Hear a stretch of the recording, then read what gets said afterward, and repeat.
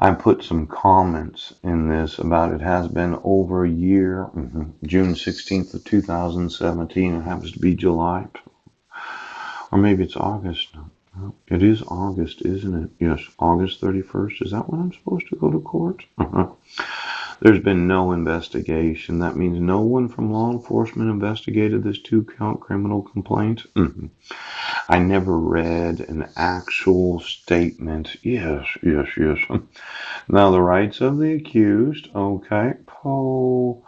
Okay, not to be imposed on him or her any reversal of the burden of proof or any onus of rebuttal.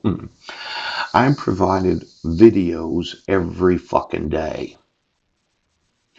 Now, I had no obligation to prove my innocence. I have no obligation to prove that. You have the obligation to. But I was not in Brennan. Now, if all of this evidence that the state has that they're keeping to themselves because they said, well, I'm crazy.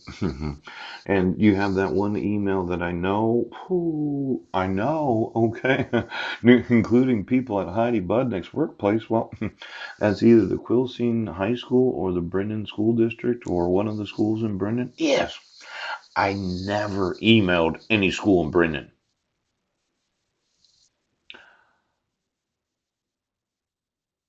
I don't have to.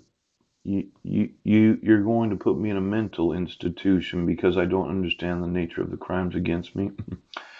This whole concept of refusing to admit evidence. Oh, now in accordance with this statute, okay, a person can be criminally responsible and liable for punished for a crime within the jurisdiction of the court if that person commits such a crime. Oh, now, are you sure that nobody in Jefferson County is committing a crime?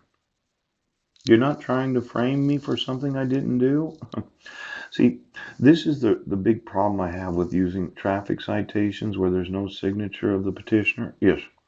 And my ineffective counsel refuses to actually give me any of the actual evidence. See, I was at Jack's office and Phyllis was there when she did the mental health evaluation. I said, Jack, I want a copy of everything in my file, except possibly your own personal notes, but you never gave me that.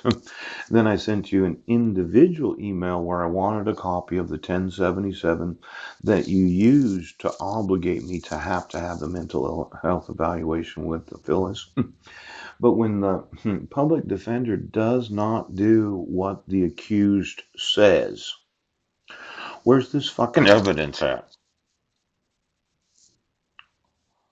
Mhm. Uh, the definition of a crime shall be strictly construed and shall not be extended by analogy. You can't say the guy's crazy. Oh, you can't be ambiguous, as in, oh, here's some ambiguity. And angry about the fact that it was issued. The state need not prove personal service of the order. Rather, it need only prove that Mr. Budnick had knowledge of the order. If you don't have to prove that I was given 5 judicial days prior to a court hearing, yes, and Exhibit A, Jack, yes, says that the respondent did not receive actual notice of the hearing.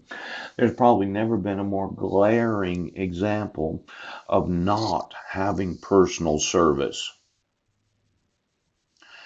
And then you say, well, you have knowledge of it.